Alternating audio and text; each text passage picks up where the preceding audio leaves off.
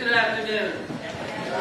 Last June, at my union's convention, AFL-CIO President Richard Trumka stated that the number of workers who were unemployed or underemployed was roughly 40 million, and that is a staggering figure.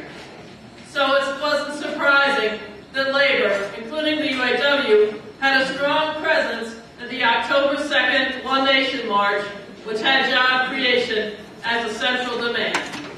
Well, 2 days before the march, when everyone was figuring out that this march was going to be pretty big, then, with a whole lot of fanfare, the House of Representatives announced, guess what? A jobs bill!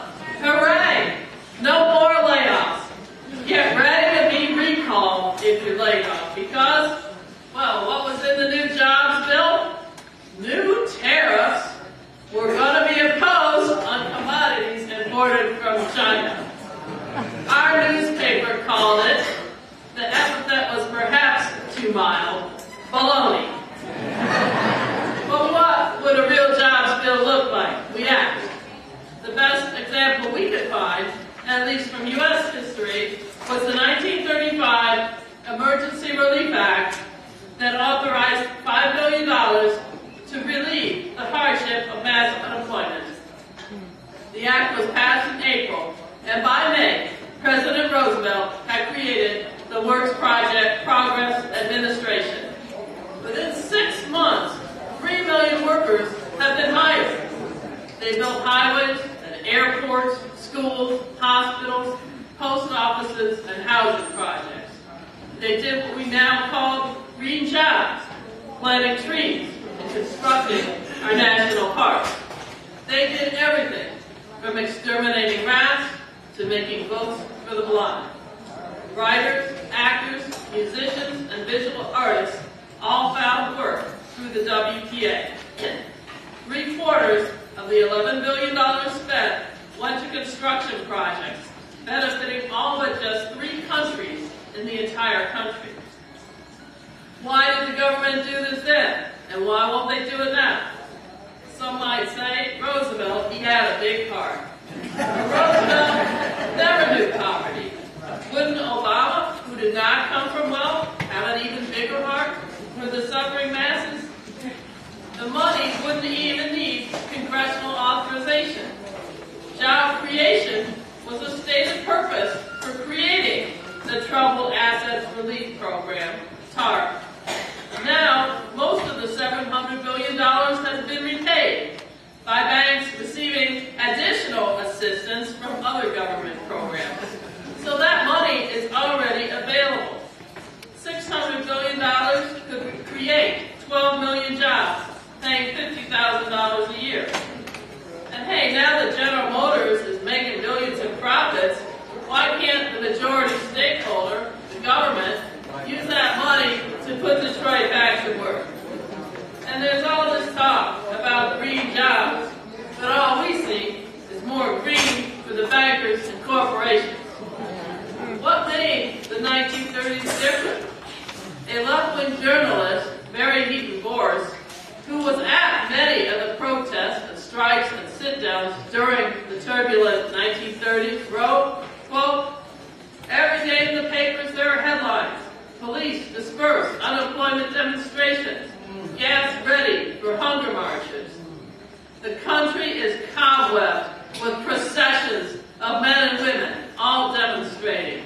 A formidable lot of marches on city halls and state houses have occurred in the past couple years. And the years leading up to the WPA, the unemployed were well organized, organizing thousands of battles, from blocking evictions to facing the clubs and bullets in numerous hunger marches.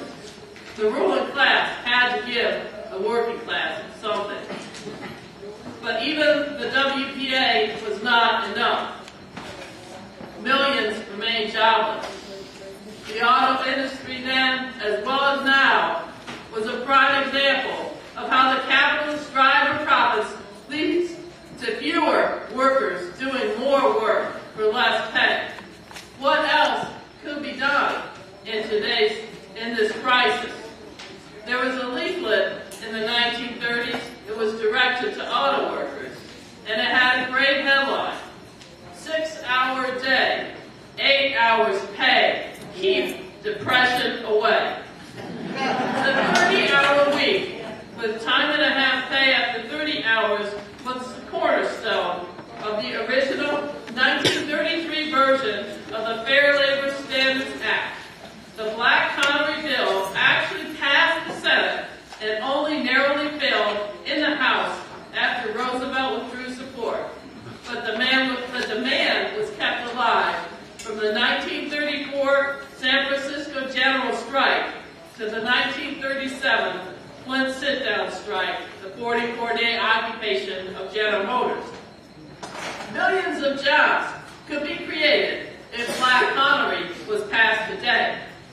When the 35-hour week was implemented in France in the 1990s, an estimated 400,000 jobs were created.